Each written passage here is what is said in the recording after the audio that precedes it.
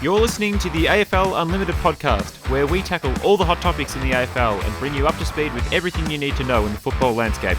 We'll take a look at this weekend's games and have some mixed discussion about what to expect. Let's head up to the box for the opening bounce. The Demons claim the top billing title fight, but another challenger beckons in the coming days.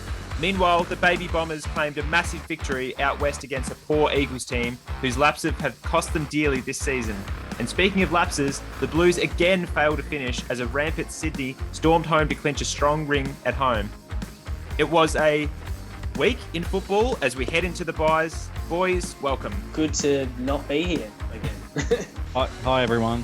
Good to see you on the internet again. Speaking of lapses, they still can't contain COVID correctly in Victoria, so we're locked down again. How good? Absolutely. We are once again a virtual entity. And Chook, there's a little bit of news happening this week, but tell us what you got. Well, you already brought it up, Tiz, but COVID struck and has put a lot of chaos in the AFL world. You know, games being relocated, coaches subsequently getting very angry about it, all this sort of stuff going on. And no crowds again, which, you know, wasn't that great, guys. How do you think, you know, clubs handle it or will handle it? Do you think anyone's going to be a bit iffy about it? They've had to obviously endure it already, and that at least they have the experience in the past of what they have done. So the teams that have previously dealt with it well will obviously benefit the most. The teams that had real difficulty with it last year are going to have that same pain again, and they're going to have to rejig to, I suppose, a successful system dealing with COVID and then potentially, you know, being in hubs and that kind of stuff. So it's quite unfortunate. I think it was inevitable anyway, but it's never easy when you sort of get told, cool, we're locking down for a bit and teams have got to go here, there and everywhere for potentially only a week or even weeks on end. So all a bit of an unknown at this stage, but hopefully we can get to the bottom of it and be back to semi-normal soon. It really makes football suck when there's not a crowd at the game, doesn't it? Like we all watched, obviously, the Geelong Collingwood game. It's probably the worst game of the week and probably the worst game all year, to be honest. But it really just hammers home that point when the crowd isn't there, and it really, you know, lets you know that the crowd and the fans is what makes football what it is. Spot on. Yeah, I felt it was very tough to watch without a crowd, and the artificial noise, if it wasn't for that, would be even worse to watch. So it's not obviously the same as having a crowd there. It's just a bit soulless seeing empty seats around. Yeah, ideally. And I don't think it was just a case of the crowd. I was going to bring that up, whether you thought it was the crowd, but really just the level of play just seemed to be a subpar level in a fair few of these games. Like I think we actually struggled to find some of our best games for this week. But, you know, it's not great to see poor performances and fans don't like to see it. But, you know, hopefully things will turn around after the break. Maybe we'll see. Definitely wasn't one for the ages, that's for sure. And there was definitely, I think, one game that sort of stood out, which we'll obviously discuss, you know, throughout the reviews and when we're going through round 11. But yeah, definitely wasn't a lot to like. And I mean, yeah, it's very tough on the players. And I suppose anyone that's in the AFL stratosphere would have been a very tough week and tough news hearing in. So hopefully it all picks up again soon and, you know, a bit better footy in the coming weeks. Yeah, to move on to a bit of footy, we'll get to it. Brodie Grundy had a bit of an innocuous one with a neck injury. You know, in a bit of a spoiling contest with Reece Stanley, I believe. He went down. People weren't sure. They thought it was his wrist or his shoulder, but no, he ended up actually heading to hospital with a neck injury. He's been cleared of some serious damage, but he's probably set to miss 2 to 3 or 4 weeks. Anyway, what did you think of that one, guys? Well, it's funny because I was speaking to our other host or somewhat host, Shorty, before the game in regards to a Supercoach context, and I informed him that I'd changed my Supercoach captain away from Grundy, and he said, "Why'd you do that?" And I just responded back, "Stanley kills Grundy," and in this instance, he did, and nearly broke his neck, and he pinched a nerve, and it looked like he'd done a shoulder in that instance. Chook, as you mentioned, it was pretty innocuous, but I think he's going to be out for a couple of weeks here, and it's a big blow for Collingwood because he has been one of their shining lights this year, Tiz, and in regards to the context of the game and of the season, that's a massive blow. Yeah, well, they're already travelling pretty badly, and I suppose Grundy makes it even a bit worse. But I wonder how many weeks Free Stanley will get because of an injury caused as a result of his actions. It seems that the He's all over MRO it. only care about the result and the outcome rather than the actual intent. So I'm surprised Stanley didn't get 4 weeks for that. But nah, very tough on the Pies, and they're already having their own struggles, and their absolute heavyweight and Grundy going down is definitely going to hurt any aspirations of getting some more wins on the It board. definitely won't help them at the halfway point of the year. And as we are basically at the halfway point, we have teams struggling and have some thriving. It's a chance to revisit some of our early predictions from the beginning of the year and what we're thinking now. So St Kilda was a team that I thought was going to be rising, and I can honestly say I think I was dead wrong with that, and that they are off the face of the earth now. Bangers back in Fremantle as a team that could shock and surprise, and they're actually looking really well. And it makes me wonder, what are you guys reflecting on your picks from early in the year? What are you scraping off? What are you saying I've still got a hot chance? And just in general context, who do we think is going to, be a contender for the flag, and who outside the 8 has a chance? Go for it, Lanks. Thank you, Tyson, for your kind patience. Yeah, definitely Fremantle. Obviously, they lost this week, but I think in general, Freo have been pretty promising again, and hopefully they can continue that towards the end of the year. I think I said the Giants were going to be my sliders this year, and they're sort of just hovering at the moment, although they have certainly improved their form in recent weeks.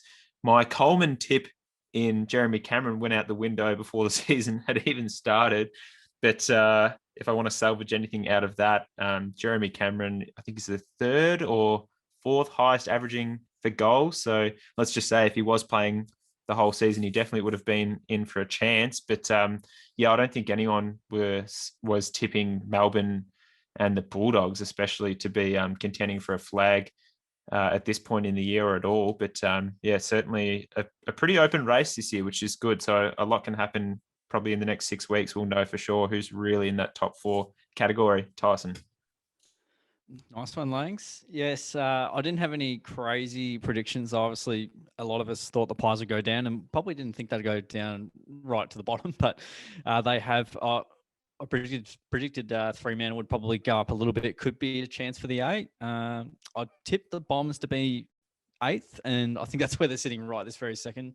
I doubt they'll stay there, but we'll wait and see how that goes, and depends on, obviously, on a lot of other teams and how they go about it as well. I think Tom Lynch was my Coleman, and he's out for ages now, and he can't seem to kick too many goals. At the moment he's playing a really good role, definitely marking the footy, and providing a contest, but just hasn't hit the scoreboard like he has in the past. I'm trying to think.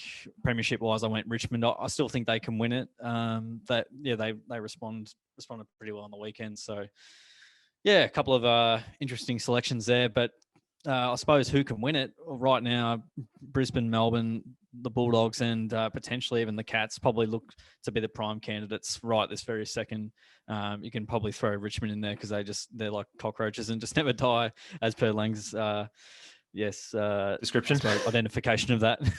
It's a great point to bring up, Chook, because during the week, Shorty is going to be going more in depth to the contenders and pretenders of this season so far. So that will go very well into that conversation. So make sure you listen to Shorty's take on Thursday morning, and he'll go much further into depth into that conversation. Oh, nice little segue there to push it through to him. I'm pretty confident. I'm pretty glad about my predictions of Tex and Harry Mackay leading the Coleman. I think I said that right. Yeah, definitely. I actually had Charlie Dixon, and that's obviously has not worked out too well there. I think the only one I'm kind of looking at is I had West Coast as a slider. They're still sitting around 7th, but I'm really confident. I think, the way they're copping a bit of flack now from a few fans and the media. So maybe my prediction might.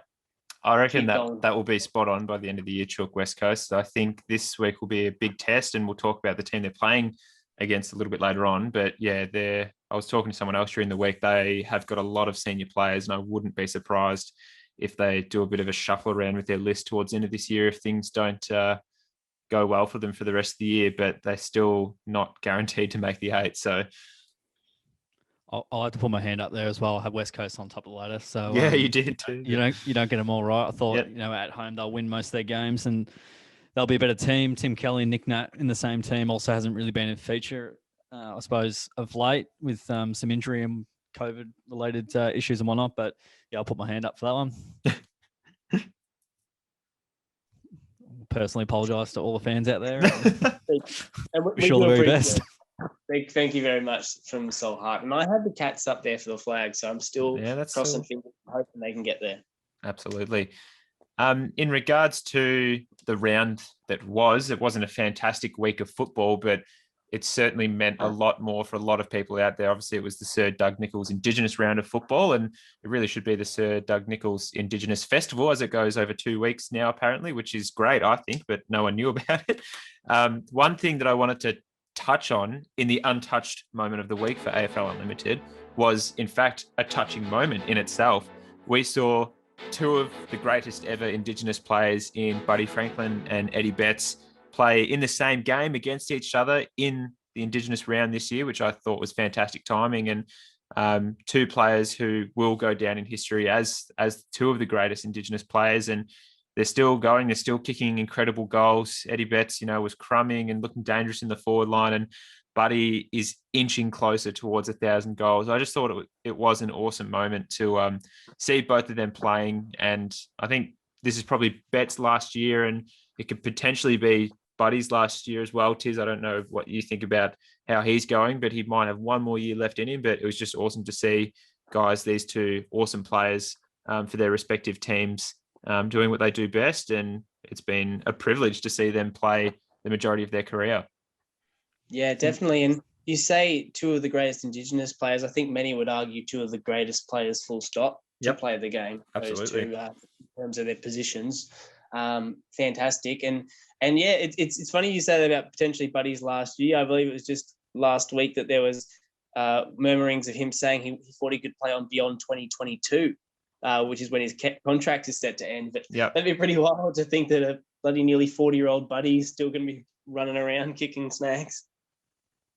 He's been in pretty decent form when he has been on the park. And if he stays healthy, Langs, definitely he'll probably be looking at, I suppose, another season. I think, the contract expires end of 2022, but he'll be very keen to try and win another flag with the Swans, and he'll be very keen to get that 1,000 goal mark. Probably the last time it'll ever happen in the history of humans. So I'd be incredibly shocked if anyone got anywhere near cracking that 1,000 mark again. They just need to re-sign his left leg for the 2023 season and just roll it out on a little cart and just put it in the goal square, and we can just handball the ball and just bounce it off his foot. If he's on it'd be terrible if he was on 993 goals at the end of this season or something, or next year, or it would be really unfortunate. But Tiz, I believe you have the first ball, taking us away with the Melbourne versus Bulldogs game.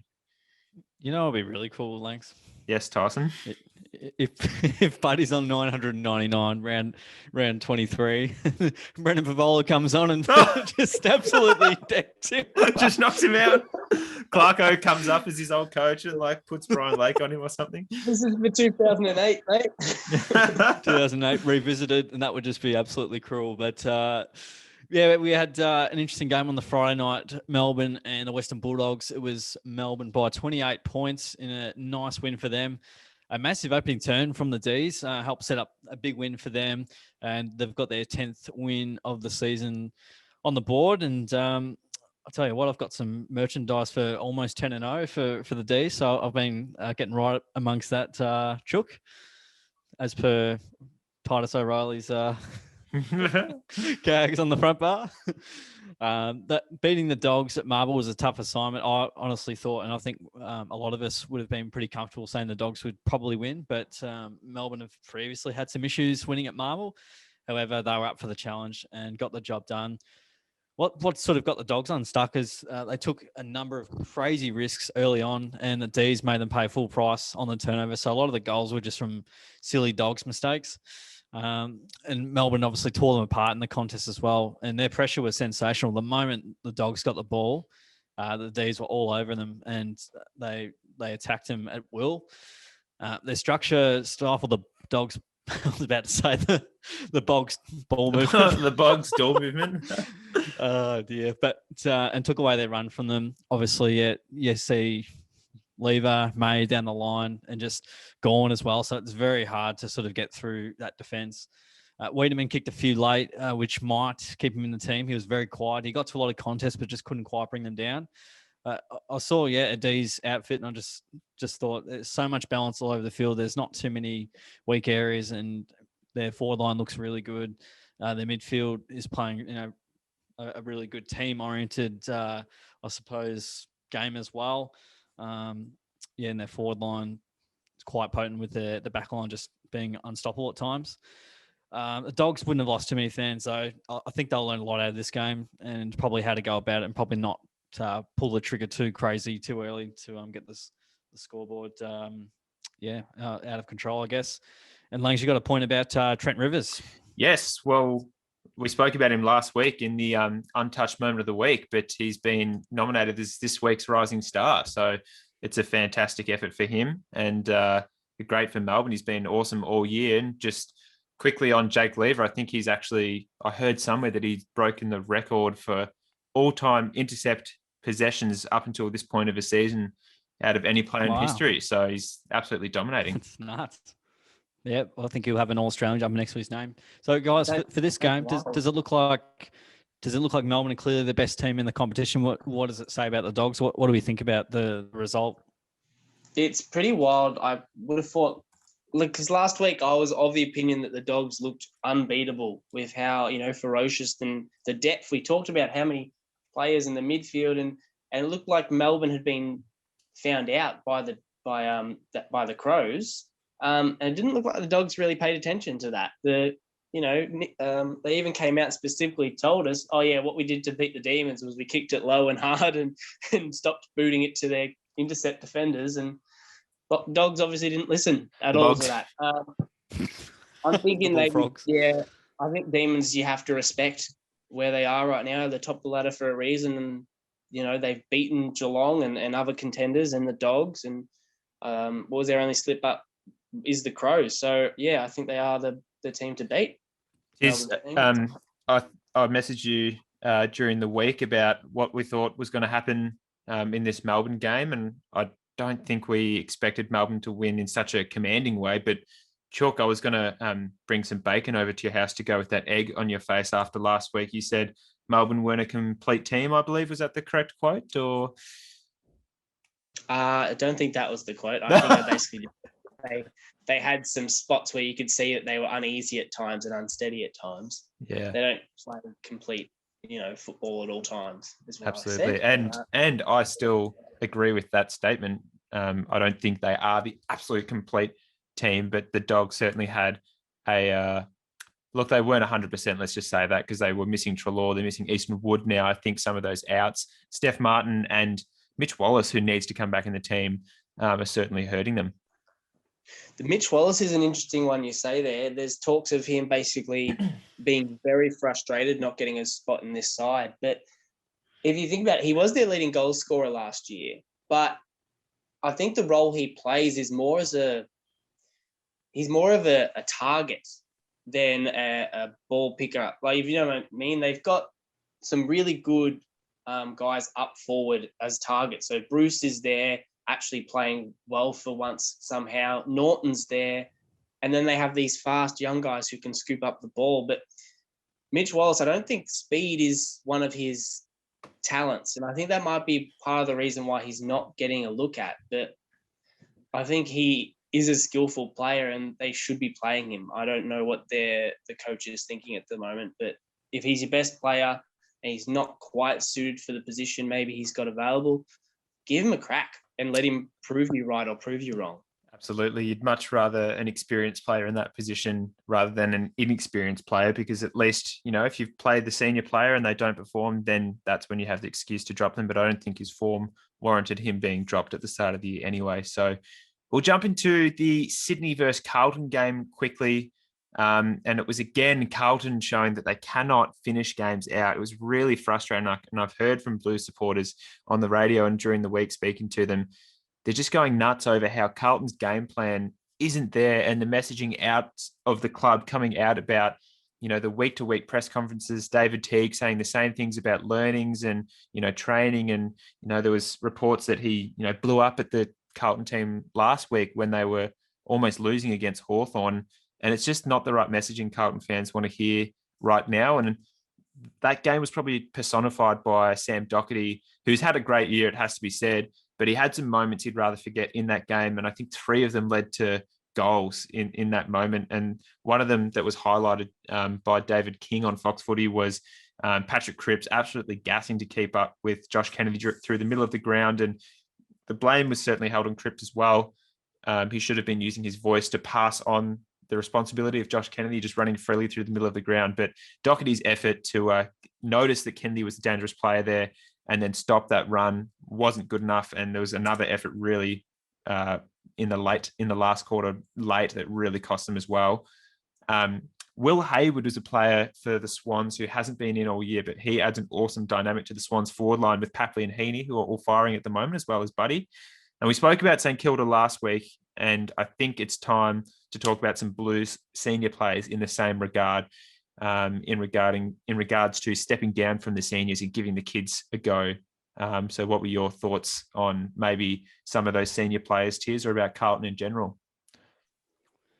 Yeah, another disappointing loss for the Blues. They just can't quite seem to put it all together, and that getting that 4 quarters consistently is proving to be a big challenge. I think, Sydney at home did the job, did it nicely, and they got over the top of the Blues, who, aren't the easiest side to play because they can definitely get it on their terms and make life difficult. But yeah, there's a bit of same with the Blues. They always get told that they're young, but then there's always, we've got some older players there as well. And somehow they're always like averaging to be 25 years old when you think there's just a bunch of young kids. But yeah, obviously, Walsh is going to be the absolute superstar and probably already is, to be honest. As far as personnel changes, probably I'm not the best man for it, but they need to, I suppose, drop players that aren't performing, and then bring in players that show a bit of promise. I'm trying to think of, they just haven't nailed those first round draft picks super well. I'm trying to think of, he wears number 4. I'm just trying to think of his name. O'Brien? Left footer. Lockie O'Brien? Lockie O'Brien. Is he been playing? I've heard he's been out of favour. No, Paddy Dow hasn't played. I know that. Paddy Dow, so the one perhaps thinking of as well. Yeah, they've got some issues. They've just got to execute a bit better with the footy, and I suppose it's all about minimising mistakes. And often they've been highlighted with making, silly defensive errors. So if they can tidy that bit up and just keep being consistent in ensuring that the midfield, isn't all left to Walsh and Cripps, they need as much support there as possible. I think Mark Murphy was dropped, so it's all happening. Didn't have its effect. Yeah, if you look at the fact that they have made the decision to drop Murphy, they obviously are acknowledging that there are some older players that need to make way and get out of the side. You consider Levi Casbolt. He came in this week because I believe Lockie Plowman was suspended. So you would hope that a quick switch around there helps to some regard, because I don't think Levi Casbolt's really performing enough to be in the side. I think he got 6 disposals in the game. So he really didn't perform that well. And I wonder about, they've brought back in the young ruckman Tom De Koning, who showed a lot of promise last year in the ruck. But this year we've kind of seen a really good rise in Pitnet. As we mentioned a few weeks ago, he was actually one of the top 3 for hitouts in the league. Is there room for both of them in the team? If Pitnet's doing so well, rucking at the moment, and then you've got the young fellow De Koning, who kind of really can't ruck most of the time, so you have to rest him forward. It's an interesting dilemma in that case, and I wonder what might work better for them. I think Pitnet's been really good, and De Koning needs to be that sort of forward ruck swing, but it might change when Charlie Curnow does come back into that Carlton team. So it'll be interesting to see how that dynamic sort of ends up when Charlie does come back. Casbolt's 31 these days, so I don't know why they're still persisting with him. You would have thought that they're not going to win a premiership with Casbolt on the team. So clearly, I suppose that's why he's brought in for Plowman, and he's not part of their best 22. But definitely they need to, look at replacing Casbolt, I suppose, permanently. I guess that's where Kerno's injury sort of comes into play there. And at least Mackay is on the up and playing sensational footy. Yeah, it's a great point there, Tiz. It's he's one of those players that we probably are thinking about that shouldn't be in the team, and I don't really know if they, maybe Kerno comes in and that's when De Koning just takes full control of that spot that Casbolt would have. But that's what Carlton fans are asking, and that's probably what Carlton need to ask themselves if that's the direction they want to go in. It was a big game in the West, though, Chook. You obviously had a bit of a suss of this one. This is the spicy one. Yeah, I did, guys. It's an interesting one, West Coast and the Bombers. Obviously, the Bombers ended up coming up by 16 points. And you mentioned the rising star there, Langers, so I'll just go back to it. Absolutely, none my of friend. None of the Bombers guys have gotten it at all this entire season. I think Matthew Lloyd was a bit upset about that, or brought it up a few times during the past couple of weeks, that some of these Bombers guys, and particularly a few of them, are actually some of the best players. If I'm being honest, some of these guys actually, to me, look like they are actually the best players in the competition for the first years. I think Cox is an absolute gun, and a bunch of these players are showing real talent and are really exciting. Yet they haven't got a nod yet, and I think it brings into question the system. Do you think maybe there should be some wild cards, similar to what they're doing with the mark of the year, that maybe you didn't get a vote in one round, but actually get a nod by the panel at the end of the year for just an effort?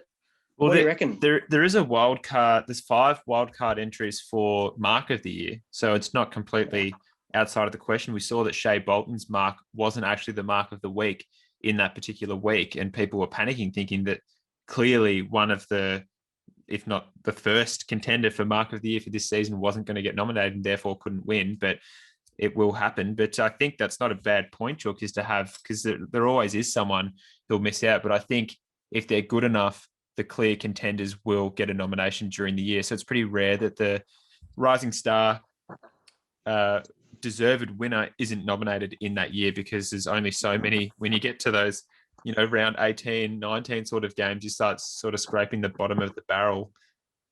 They do tend to start bundling them in for retrospect. Like, yes, I think it was they do. Last year, there are a few calls that go, well, he clearly wasn't the best that week, but they brought him in the week before. It's an interesting one there.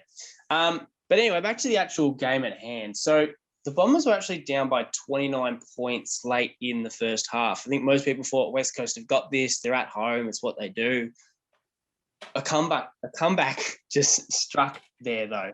I think mostly we can say it came part to Kelly and Oscar Allen injuries, which were pretty cruel for West Coast, and they were playing 2 men down for the rest of the game. But we can't take it away from the Bombers, who basically just pushed through to get a win there. It's really exciting, and it has raised concerns about West Coast's issues in closing out games. And we discussed it earlier when we were talking about West Coast's overall performance this year. But it's become a bit of a trend, and a lot of people are finally starting to notice that they're having some trouble at the end here, guys. And is there anything that we can put this down to? Are they just unfit? Do they get overconfident in their position? What do we reckon? I think the fitness staff probably, definitely has a bit to probably answer for. There's been a number of times this year, as you mentioned, the St Kilda game where they just had complete control. I think they were 41 points up, and they just didn't score very much at all for the rest of the game. St Kilda took over that game. Geelong, they were good to quarter time, and then after quarter time, it was an absolute bloodbath. They just don't seem to have the same intensity going throughout the game. So it's a bit of a puzzling one. I haven't watched them super closely, but I just know from key games this year that they don't finish out. I think they're worse for last quarters. They might be 18th in the competition. They've won 3 last quarters out of 11. So they're definitely not getting it done towards the end of the game due to fatigue or whatever it might be. But it's a great question and a real problem that they're going to have to deal with and try and resolve.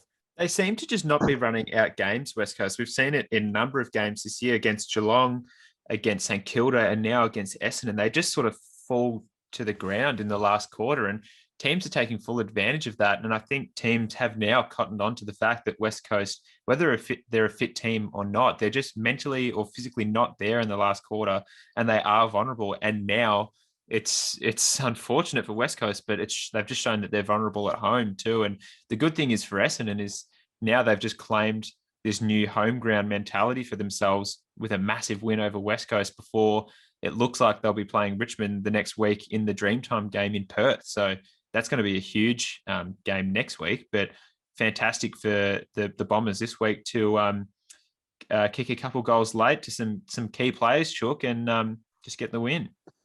Yeah, you talk about some key goals late, and one kind of special one, and I think he would have been praising the moment himself. Alec Waterman sealed the deal with the last goal of the game to basically put it clear and done for the Bombers with the victory. The team that rejected them, the team that his dad the team that didn't want him. Yeah, they kicked him to the curb, said, mate, we don't actually think you're good enough. And he kicked the game-winning goal. Wouldn't that be a good middle finger to the club, if you ask me? But no, it was really exciting in that regard. But another player I wanted to bring up here is Jake. I'm bringing it back, the package Stringer, because I don't think he's been the package the last few years. I feel he's been a bit. He's been an low, envelope. I think most people have noticed he hasn't been performing that great. He hasn't been putting that final stamp on his performances. Hey.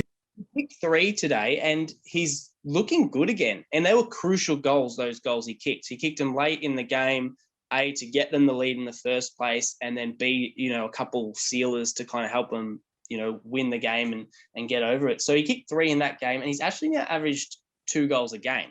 So since he's come back into the side, and it's really equally impressive when you consider that both Cale Hooker and McDonald, Tipman Woody are also kicking over 2 goals a game.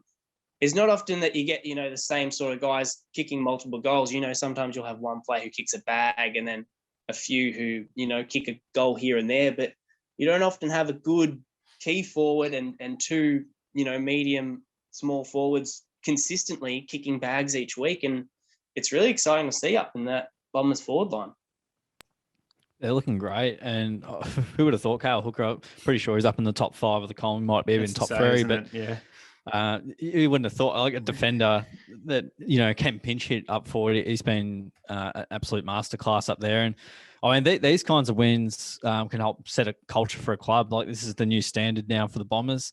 And these types of wins can kind of be the inevitable, the thing that just all of a sudden makes sense. Like, remember the Dogs beating Sydney in 2016, which got them to that premiership. The Bombers aren't going to win a premiership this year, but this might be the game where it just changes the whole destiny for the club. And they've done a sensational job throughout most of the year. And even some of their losses, only a couple of points in it. So they could even be better off on the win-loss ratio. But I think, this is probably one of the biggest wins for the club in a number of years, and will be massive for them moving forward. Yeah. Shook, in our recent All-Australian team that we put up, we were having some, I would say, heated discussion about the small forward spot in that team. And I think eventually the majority ruled that Bailey Fritsch at that time was the best small forward in the game. And you were championing Anthony McDonald, Tipman Woody. And I think it's probably safe to say now that he's the best small forward in the game. I think he is. I think it's, you were talking about Cale Hooker, you thinking being in the top 5. Hooker's actually slipped to 10th, and Tipper is actually 8th in the goals kicking this year. He's absolutely killing it. I think he's shown that he's not just a flash in the pan sort of player that, people tend to go, they kick the highlights once a week or sort of thing, but he's actually consistent, tough. He's willing to chase down and tackle you and put in a bit of a ferocity. And I think he's shown to be an exceptional small forward. And I think any team would want him in their side if they could. Yikes, he just went down. I remember he was literally like 3rd, like 3 or 4 weeks ago. So looks like he might have just not kicked a bunch of bags of late. But he's definitely been a massive, I suppose, reason for them being much more competitive this year and them looking on the up. Absolutely. Now, it was as I mentioned, a week in football, just a week, but there were some other games that did happen. Did you want to take us through them?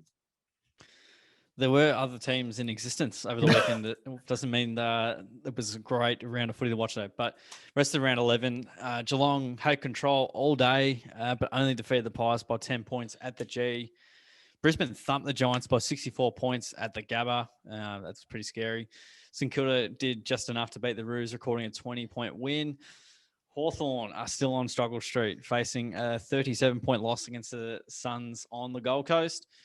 Richmond record another brave, in inverted commas, win against the Crows, skipping away to a 28-point win.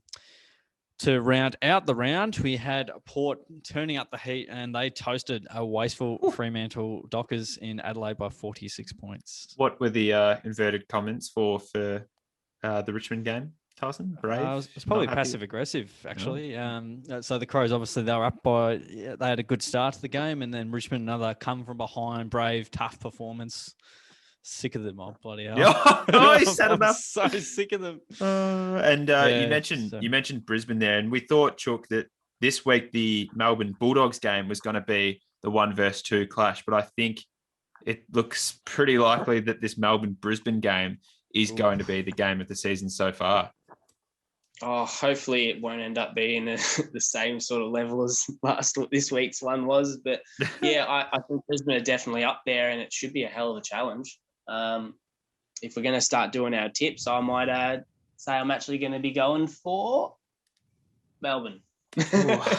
Yes. Yeah, well, I think I've got to follow along with you, but we still don't know where this game is actually going to be played, which is the other thing too. So I think rumours of the SCG were floating around, but Brisbane 7 straight, they've sort of just gone under the radar, haven't they? They've just smashed a few wins out. And yeah, it's probably going to be, I know they're third on the ladder, but I think this is going to be a first, second, essentially game come the end of the year. I'll probably go the Demons as well, just based off what I saw against the Dogs. So just to clarify, gents, whether this changes your tips or not, right at this very moment, the AFL have got it scheduled at TIO Stadium. I don't think it's going to move away from Darwin. So... not Darwin. Trafalgar Park. Trafalgar Park. I'd be really surprised if they did let them play in the Northern Territory. So they're not in. I don't think Northern Territory is happening, Tyson. You sure? I'm very certain, as there is a COVID pandemic. So I don't think they would let a Melbourne-based team fly to Northern Territory, because they probably have the strictest border restrictions out of all the states in Australia. Okay, I'm just going live by the AFL website, but if it's an hour by hour proposition, Tyson. Absolutely. St Kilda Sydney is still booked for Marvel Stadium, and that ain't happening either. Yeah, that's a good call. I'm gonna go. I'm gonna go Brisbane on this occasion. If it's warmish, I'll tip the Lions. If it's not, I might lean towards the Demons. But I think, the weather might permit that tip for myself. Absolutely. And as we just mentioned, St Kilda versus Sydney, the game that we were meant to go to, and it's probably going to be a fizzer, but it's probably not going to be at Marvel Stadium either. And I think I'm happy to say the Swans are going to take this one away here. Yeah, I'll back in the Swans as well, I reckon. I agree. I'll be tipping the Swans. Thanks, Dennis. This next game should be quite interesting, actually. The Crows versus Collingwood at Adelaide Oval. I think this will be at Adelaide Oval. I'm happy to back the Crows here. Their form as of late has been pretty good. They're showing effort in a lot of games. Yeah, the Crows have been pretty good. Despite the fact that Collingwood did take it up to the Cats there, I think that was more or less a few junk time goals. I reckon Adelaide will take the win. I'm pretty comfortable going the Crows here. The Pies obviously traditionally travel okay, but they're not travelling super well as a club in general. This very moment. In general, so I like what the Crows have done, and at home I think they'll win. Yep, and without Grundy as well, boys. No, Grundy, that's huge. That also helps my tip. I really think Collingwood missed, obviously Taylor Adams, but I really think Collingwood missed Beau McCreary. Actually, that sort of game was lit for a small forward of his ilk, and I think we mentioned it last week that he's leading the comp for tackles inside 50 with -3 games. So it's a great effort by him. Next up, we've got Dreamtime at the O, or Dreamtime in the West, I believe they're coining it. And boys, I'm tipping the Bombers here. Wow. That is The big Richmond call. Tigers. Yeah, it is. It's a flip of the coin here, isn't it? But you can't go past the Tigers, can you? They just keep pulling things off. I reckon they'll get it. So my logic behind that, I think, obviously the home ground in inverted commas, home ground advantage to Essendon. They just had a massive win against West Coast and they'll be pumping. They're playing there again. Richmond, I didn't really like what I saw for the first 3 quarters against a lowly Adelaide team, even though, like I mentioned, they have been providing effort Adelaide. And it took Rewalt basically to win the game for them in the last quarter and a second gamer to kick 4 goals out of nowhere. So Callum Coleman-Jones was fantastic with 4 goals and Rewalt kicked 5. And they still only won by 32 or 33 points. 28 or something. Yeah, I'm not 100% sold yet on Richmond being back, you know what I mean? But they're certainly, their form has improved. But I think Essendon are just in ripper form at the moment. Fair enough, Lang. So I trust in your judgment there. I just think Richmond, with the way they go about it, a 28-point win, and it was a sort of ugly win. They just would have been trying to get the 4 points, and as per Parkinson's law, whether it was Rewalt to kick 5, that it looked like 20 marks inside 50. It looks like they didn't have a lot of pressure going forward, and they apply that heat, and teams can't cope with it. So they can get it on their terms when they want to and when they need to, and I think they will against the Bombers. But I hope the Bombers win. So hey Tyson, what's Parkinson's law? We've discussed this on previous podcasts. If you just refer to every podcast ever, is that similar to Murphy's law, Tyson? As in, if it can happen, it will happen. Tigers are a bit like Murphy's Law, but it's kind of like you got three years to do an essay and you take exactly 3 years. Tigers just, they find a way. They find a way. It just happens for them. Yeah. Time fills, the time fills for the amount of time allocated. Absolutely. Thank you. The next game we have up after that intellectual journey there is the Carlton Blues versus the West Coast Eagles. I think this one will probably end up being at Optus Stadium as well somehow. I'm the West Coast Eagle as well. And the Eagle has landed. I think I've got to tip the Eagles here because Carlton just stink, and I can't believe I changed my tip to them last minute before the game last week against Sydney. So, yep, they can go away, Carlton, and that's their season done if they lose this. So, okay. I'm only going by the AFL, which it's not possibly going to be the MCG. If it's at the MCG, I'm going Carlton. If it's over in the West, I'm going West Coast. Conditional tip. Good old Tiz goes by a fixture that was set like 6 months ago. Well, how come they haven't updated it yet? Because it's not confirmed the venues yet, Tyson. So just say TBA then. Well, it hasn't been Aid. The T's haven't been B'd or Aid.